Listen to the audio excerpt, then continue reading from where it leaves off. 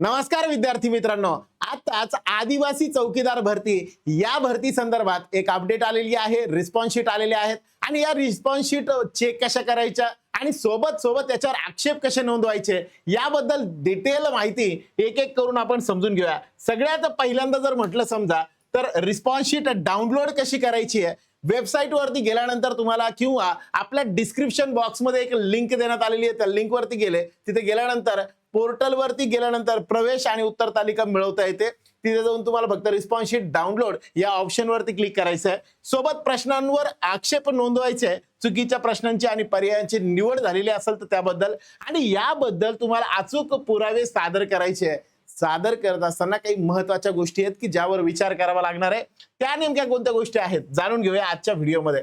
सगळ्यात पहिल्यांदा काय करायचं आहे, पोर्टलवर लॉग इन कसं करायचं। सगळ्यात पहिल्यांदा पोर्टल वरती गेल्यानंतर त्या ठिकाणी तुम्हाला ईमेल आयडी आणि पासवर्ड टाकायचा आहे। साइन इन वरती क्लिक करा।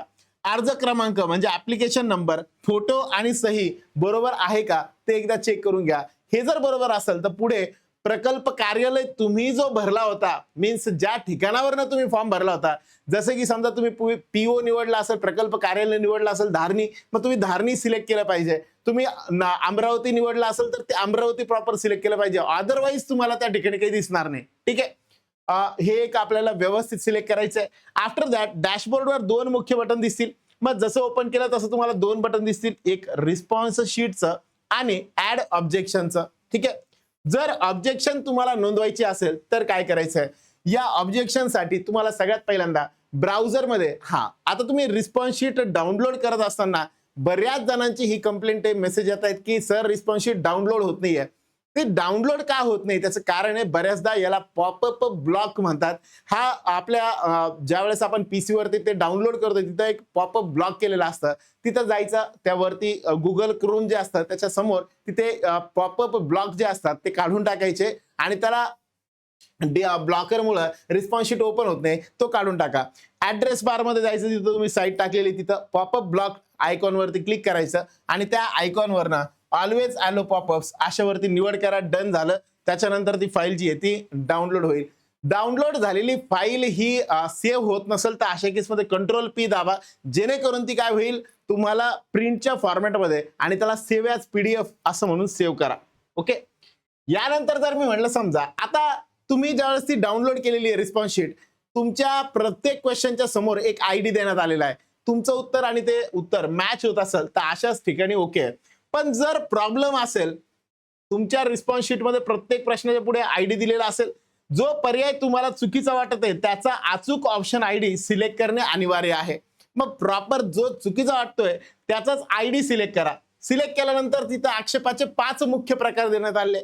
मग पहिला प्रकार की जिथं सर्व पर्याय चुकीचे, जसं की मी म्हणलं समजा भारताचे चलन विचारले आणि रुपया हा पर्याय दिला नाही अशा टाइप मध्ये, किंवा जे पण दिलेलं उत्तर असेल जे जास्तीत जास्त वापरलं जाणार, माझे उत्तर बरोबर पण आयोगाचे उत्तर चुकीचे, त्याच्यावरती क्लिक करा। तिसरा प्रकार, प्रश्न चुकीचा आहे, दिलेलं जे आहे नंबर्स जे असतील, आकडेवारी असेल त्यामध्ये प्रश्नातच चुका आहेत बाबा। दुसरा एक, 2 पर्याय योग्य आहेत, एकापेक्षा जास्त पर्याय जे आहेत ते बरोबर दिलेत, आणि इतर कारणे या व्यतिरिक्त अजून काही असू शकतं ते तुम्ही याच्यात टाकू शकता। आता तुम्ही यातला एक पर्याय निवडला, त्यामध्ये मग पुरावे कोणते कोणते चालतील आणि कोणते नाही चालणार। सगळ्यात महत्वाची गोष्ट, पुरावे कोणते चालणार नाहीत। सगळ्यात पहिले, खाजगी क्लासच्या नोट्स किंवा गाईड असेल किंवा ठोकळे असतील नाही चालणार। विकिपीडिया, खाजगी ब्लॉग किंवा क्योरावरती असेल ते पण नाही चालणार। युट्यूबचा एखादा व्हिडिओ घेतला त्याला रेफरन्स म्हणून दिलं नाही चालणार। त्यानंतर हाताने लिहिलेल्या नोट्स असतील किंवा वर्तमानपत्रातील बातम्या नाही चालणार। एआय चे उत्तर किंवा चॅट जीपीटी किंवा जेमिनायने सांगितलं नाही चालणार। मग ऑथेंटिक सोर्स जो असेल तो कोणता मानला जाईल, स्टेट बोर्ड असेल किंवा एनसीईआरटी चे पुस्तकं असतील यांना ऑथेंटिक मानलं जाईल।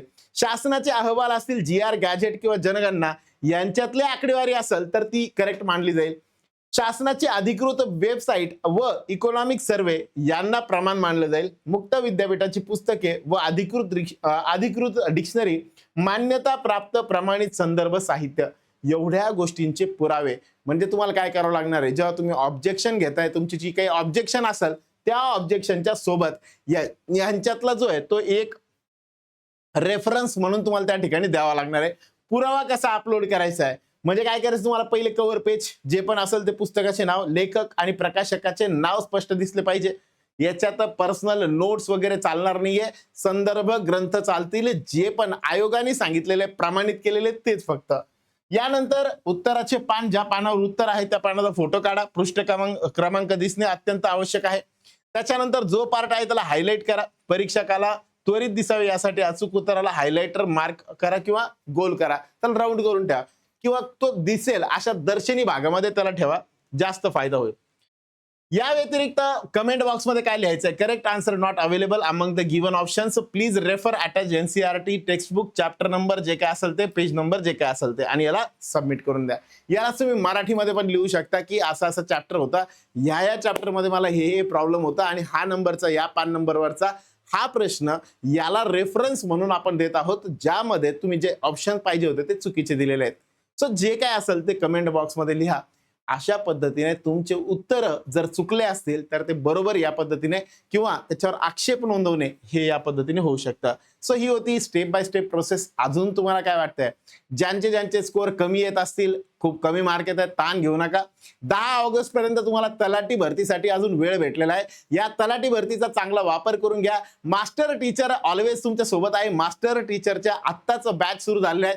यामध्ये मराठी असेल, गणित बुद्धिमत्ता असेल किंवा इतिहास असेल, यांच्यासाठी रेग्युलर बॅचेस जे आहेत त्या चालू झाल्या आहेत पूर्वसाठीच्या. लवकरात लवकर बॅचला नोंदी करून घ्या. ऍप डाउनलोड करा. ऍप डाउनलोड केल्यानंतर तुम्हाला यामध्ये जे ऑलरेडी बॅचेस मध्ये काही लेक्चर्स झाले आहेत त्यातले फ्री तुम्हाला अवेलेबल आहे. सोबत आपल्या याच चॅनलवरती तुम्हाला त्याच्या लिंक पण भेटतील. डिटेलमध्ये एकदा बघून घ्या. Thank you very much. Good day to all of you.